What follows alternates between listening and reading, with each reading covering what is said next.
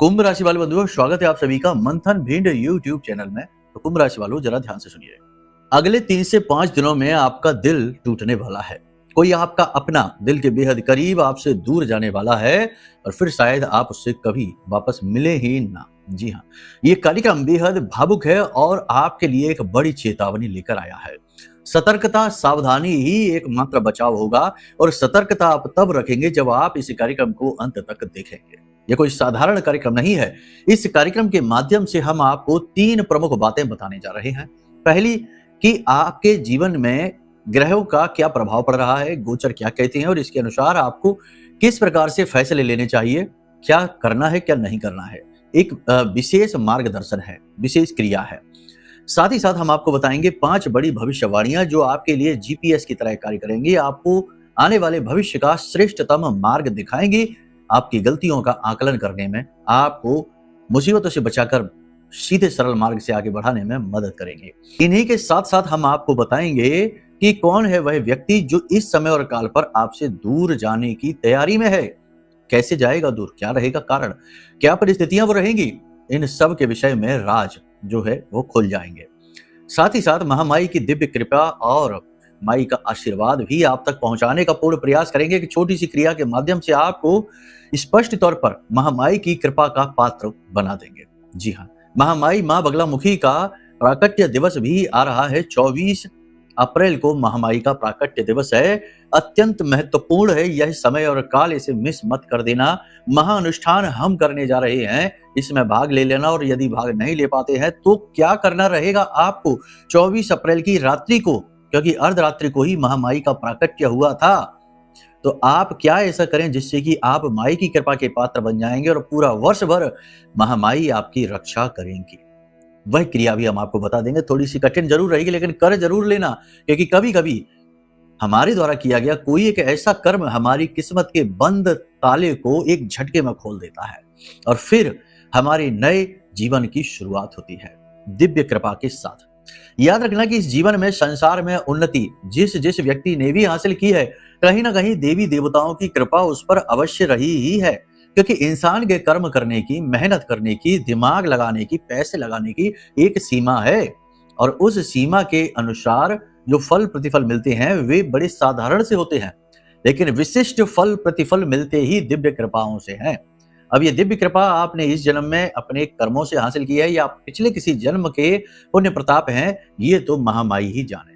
कहने का मतलब ये है कि कोई भी अवसर, मौका ऐसा जो देवताओं से जोड़ता हो, मिस नहीं करना चाहिए। ये कभी व्यर्थ नहीं जाता और कहा जाता है कि जब इंसान इस संसार से जाता है तो खाली हाथ जाता है। ये बात सही है, लेकिन ये बात केवल भौतिक चीजों पर लागू होती है, आपके कर्म के सिद्धांत पर नहीं, क्योंकि आपके द्वारा किए गए कर्म, सत्कर्म, कुकर्म, दुष्कर्म, हर एक का पूरा हिसाब किताब आप अपने साथ लेकर जाते हैं। खाली हाथ नहीं जाते हैं, ना ही खाली हाथ आते हैं, लेकर आते हैं अपने प्रारब्ध, अपने संस्कार, अपने कर्मों का पूरा हिसाब किताब और उसी के अनुसार जीवन जीना पड़ता है और लेकर भी जाते हैं जो आपने इस जन्म में किया है उसका हिसाब किताब। तो खाली हाथ आना जाना ये केवल उन लोगों को दिखता है जो केवल जो दिखता है उसी को मानते हैं, लेकिन जो धर्म को जानते हैं, जो समझते हैं कि कर्म का सिद्धांत क्या है, ईश्वर का विधान क्या है, नियम संस्कार क्या है, वो समझते हैं कि कोई ना खाली हाथ आता है और ना ही कोई खाली हाथ इस संसार से जाता है। ठीक है, तो ऐसा ही विशेष अवसर जो आपके सारे बुरे संस्कारों को काट देगा और आपके बुरे प्रारब्धों को मिटा देगा, ऐसा कर्म आपको हम बताने जा रहे हैं। 24 तारीख की रात्रि को जरूर कर लेना, कार्यक्रम बेहद महत्वपूर्ण है, इसे मिस मत करना। इसे मिस किया तो समझो सौभाग्य की चाबी ही गुम कर दी है। अब सिर पटकते रहो, दरवाजा भाग्य का नहीं खुलने वाला है, धक्के खाने की तैयारी कर ली है। और ये कोई डराने वाली बात नहीं है, सत्य ऐसा ही है, तो क्या करें। अब कोई व्यक्ति यदि अंधे कुएं में गिरने जा रहा है तो उससे ये तो नहीं कह सकते कि जाओ बेटे बहुत मौज करोगे, नहीं कह सकते। जो सत्य है वो सत्य है, कहना ही पड़ेगा। रूखा सूखा होता है, कड़वा होता है, बड़ा बेस्वाद होता है, लेकिन हम जैसे लोग इसे कहने से पीछे नहीं हटते, क्योंकि हमारा कर्म ही है सत मार्ग पर चलना और लोगों को भी जबरदस्ती इस मार्ग पर लेकर आना, कुकर्मियों को सत्कर्मी में बदल देना, यही हमारा कर्म है और हम करते हैं इस कर्म को। खैर चलिए, उम्मीद करते हैं सारी बात आप समझ रहे हैं। अंत तक कार्यक्रम में जरूर ठहरेंगे। महामाई को दर्शन करो पूरे भाव के साथ और कमेंट बॉक्स में भक्ति के साथ, भाव के साथ लिखिए, जय मां बगलामुखी कृपा करो। साथ ही साथ ये भी लिखो कि हे महामाई, हम आपके बालक हैं, आपके बच्चे हैं, हम पर कृपा बनाए रखना, हमारा उद्धार करना। इसी के साथ साथ हमने कह ही दिया कि 24 अप्रैल को होने वाले महाअनुष्ठान में भाग लेना है तो वीडियो में नंबर है, फोन कर लेना। साथ ही साथ अष्टलक्ष्मी यंत्र जो विशिष्ट मंत्रों से जागृत है, अभिमंत्रित है, आपके लिए तैयार है। आपको यदि उसे मंगाना है तो नंबर है, वीडियो में फोन कर लो। कुछ एक गिनती के ही यंत्र बचे रह गए हैं, बाद में वो सब चले जाएंगे और आप कहेंगे कि हमें दे दो, फिर हम चाहकर भी आपको नहीं दे पाएंगे। ठीक है, तो जल्दी से आप अपना यंत्र भी मंगवा लीजिए। यंत्र यानी मशीन, यानी देवता की कृपा का, ऊर्जा का केंद्र। ठीक है, चलिए अब अपने मूल विषय को शुरू करते हैं। बात करते हैं भविष्यवाणियों की। आपका फोकस अगले 3 से 5 दिन का रहने वाला है। जय माई की। बंधुओं, ज्योतिष और तंत्र विद्या के क्षेत्र में आचार्य अमित एक जाना माना नाम है। पूज्य गुरुदेव के साधनाओं और ज्योतिष विद्या के अनुभव बेहद दिव्य है। जी हाँ, पूज्य गुरुदेव ने जिसकी भी कुंडली का विश्लेषण किया और कुंडली के अनुसार उसे सटीक उपाय व महामाई माँ बगलामुखी की विशेष कृपा दी, उसके जीवन में सकारात्मक बदलाव तो आए ही है। फिर चाहे समस्या कितनी ही कठिन क्यों ना हो, समाधान तो अवश्य हुआ है। अब ऐसे में यदि आप भी अपने जीवन की किसी बड़ी समस्या से जूझ रहे हैं, जैसे कि कर्जा बढ़ता ही जा रहा है, काम धंधा और व्यापार सब रुक चुका है, रिश्ते नातों में तनाव हद से ज्यादा बढ़ गया है, पूरा जीवन ही नकारात्मकताओं से भर गया है, तो ऐसे में यही सही समय है जब आप श्रेष्ठ गुरु से मार्गदर्शन प्राप्त करें और जीवन के अंधकार को समाप्त कर दिव्य प्रकाश की ओर कदम बढ़ाएं। वीडियो में दिए गए नंबरों पर तुरंत संपर्क करिए और अपनी कुंडली का विश्लेषण व समाधान पूज्य गुरुदेव के द्वारा करवा लीजिए। देर ना करें, आपके देवी देवताओं के आशीर्वाद से ये मौका खुद चलकर आपके पास आया है, इसे गंवाना नहीं है। अभी फोन करें और गुरुदेव से मार्गदर्शन प्राप्त करें। महामाई आपका कल्याण करें। धन्यवाद। देखो, आपका जो फोकस यानी आपका जो पूरा ध्यान है, मन है, वो कुल मिलाकर इन्हीं कार्यों में लगा रहेगा। किसमें? गंभीरता से अपने काम को करने में, यानी अपने कैरियर पर पूरी निष्ठा के साथ आप फोकस करेंगे, बड़ी गंभीरता से काम लेंगे। इसी के साथ साथ आप अपने अनुभव का भी पूरा प्रयोग करेंगे और अपने जीवन को बदलने के लिए कुछ विशेष कदम उठाने वाले हैं, आप उसकी तैयारी करेंगे। साथ ही साथ जिम्मेदारियों का बोझ भी आपको महसूस होगा, कहीं ना कहीं मन अशांत भी होगा। आप क्या अनुभव करेंगे? सबसे बड़ी बात कि जिम्मेदारियों की बोझ की वजह से आपका मन अशांत रहेगा। कुछ विशेष टेंशन आपके जीवन में है, जैसे कर्जे की परेशानी है, कुछ विवादित स्थितियां हैं, उनकी वजह से आप थोड़े से विचलित से रहेंगे। एक बात निश्चित है कि आपके मन की गाथा मन में ही रहेगी, बाहर नहीं निकलेगी। आप किसी से कुछ भी कह नहीं पाएंगे और कहना चाहेंगे भी नहीं, क्योंकि आपको पता है कि जिन्हें आप कुछ बताएंगे वो आपकी बात को ना तो समझेंगे, उल्टा आपका मखौल ही उड़ाएंगे। इसलिए कहने का मतलब यह है कि आप अपने मन की मन में रखेंगे, अपनी कथा व्यथा किसी को नहीं बताएंगे और शांति के साथ अपने इस कर्म युद्ध को लड़ेंगे। और बहुत ही अच्छा विषय है ये। देखो, स्थितियां ग्रहों की कुछ इस प्रकार की है कि शुक्र जो है वो अपनी ही राशि में है, गोचर कर रहे हैं, और अपनी ही राशि में यानी कि द्वितीय राशि में शुक्र का गोचर धन के विशेष लाभ कराएगा। पैसा तो जीवन में आएगा ही आएगा। सूर्य उच्च के हैं, केतु से दृष्ट है, तो वैसे तो मान सम्मान सब बढ़ेगा ही, समाज में इज्जत रुतबा सब बढ़ेगा, कार्यस्थल पर भी आपका बोलबाला बढ़ेगा, आपकी मेहनत, आपके काम की प्रशंसा होगी। परंतु कहीं ना कहीं शत्रु भी प्रबल होंगे और आपको नीचे गिराने की पूरी कोशिश करेंगे और अचानक से आपके बनते काम को बिगाड़ भी देंगे। आपके पीठ के पीछे चुगलियां, बुराइयां करने का सिलसिला जारी रहेगा और आपकी टांग खींचना और आपकी छवि को खराब करने की पूरी कोशिश करेंगे। चंद्रमा अपनी ही राशि में गोचर करने के कारण इस समय और काल पर आपको अत्यंत भावुक बना देंगे।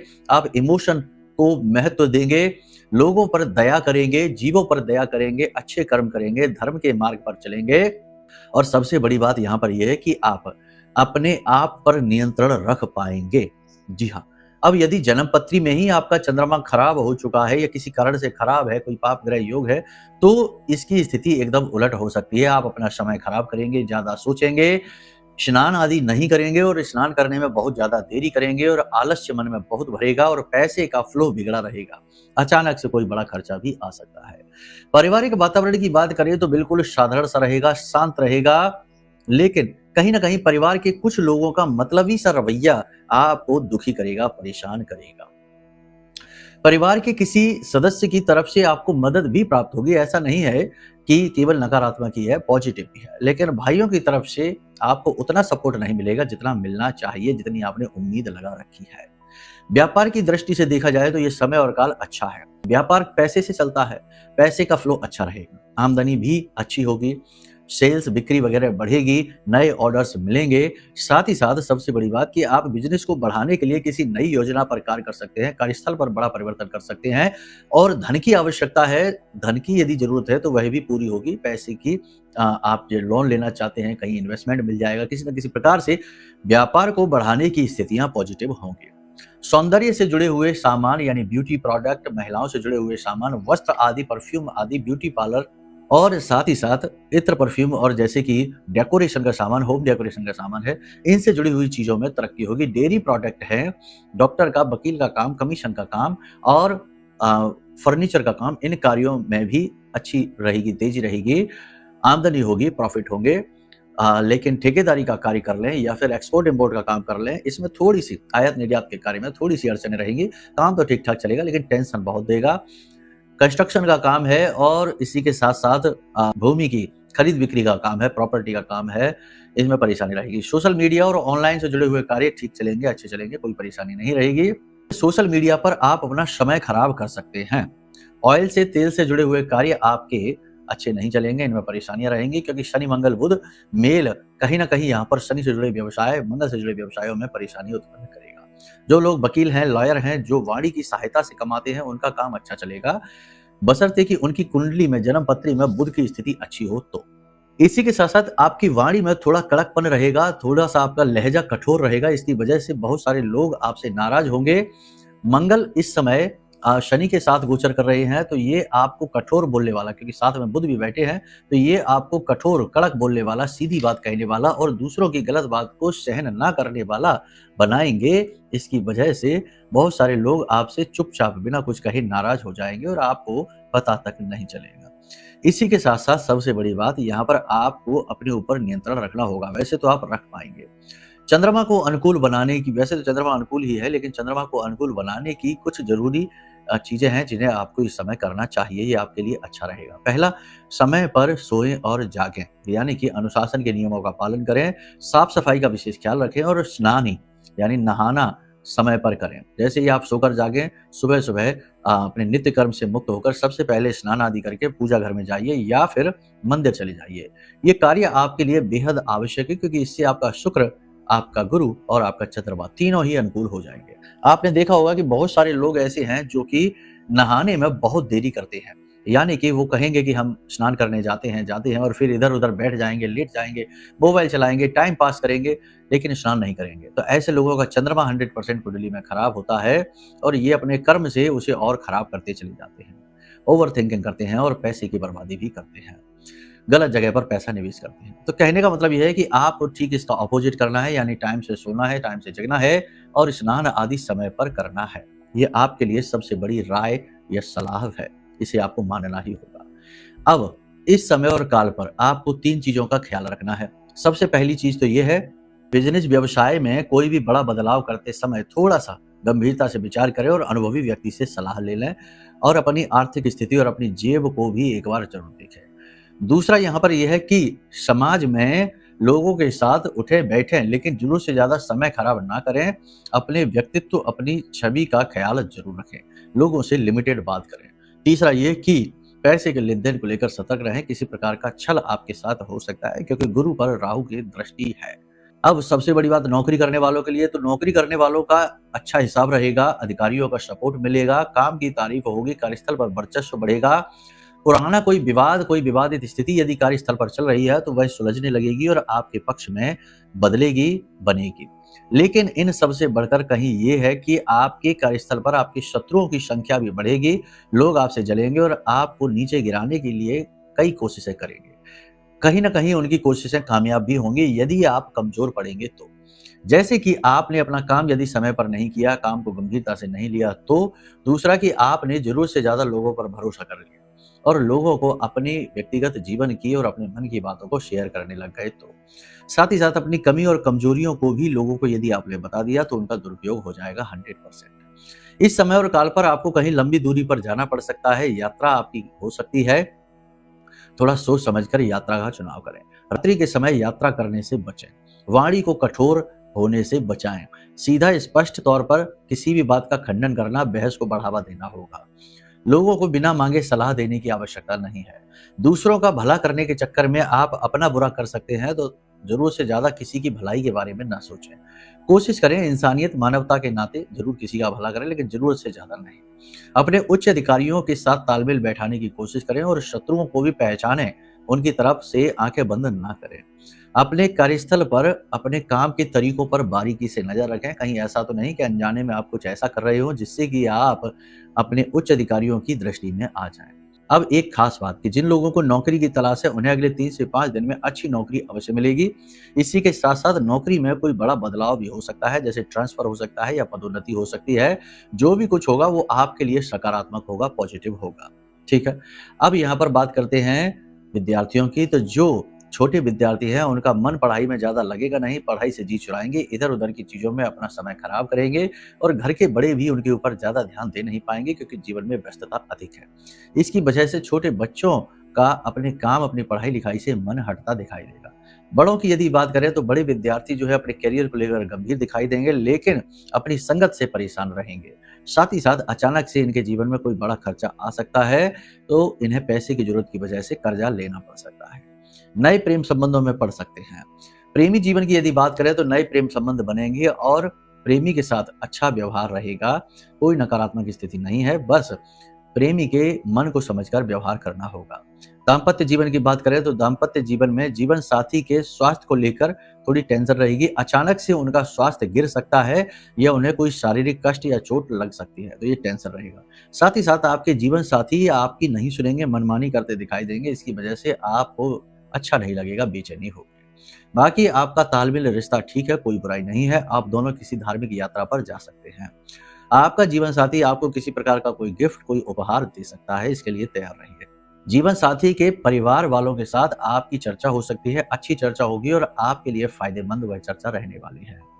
अब बात करते हैं आपके स्वास्थ्य, सेहत की और विदेश की। तो जो विदेश जाना चाहते हैं उनके लिए समय अच्छा है, विदेश जा सकते हैं, कोई परेशानी नहीं है। लेकिन एक चीज याद रखना, ये जो समय और काल है, इस समय पर आपको वाहन का सुख, भूमि का सुख और विदेश गमन का सुख मिल सकता है, मिलने वाला है, इसके योग अच्छे हैं। लेकिन एक चीज याद रखना कि कोई भी कार्य जीवन में कर रहे हैं, बिजनेस, व्यवसाय, नौकरी, वाहन, भूमि या विदेश जाना, ये ऐसे कार्य हैं जो जीवन में बड़े परिवर्तन के कारक होते हैं, बड़ी समस्याओं के कारक भी होते हैं। एक बार आगे बढ़ गए तो वापस आना बहुत ज्यादा मुश्किल होता है, नामुमकिन सा होता है।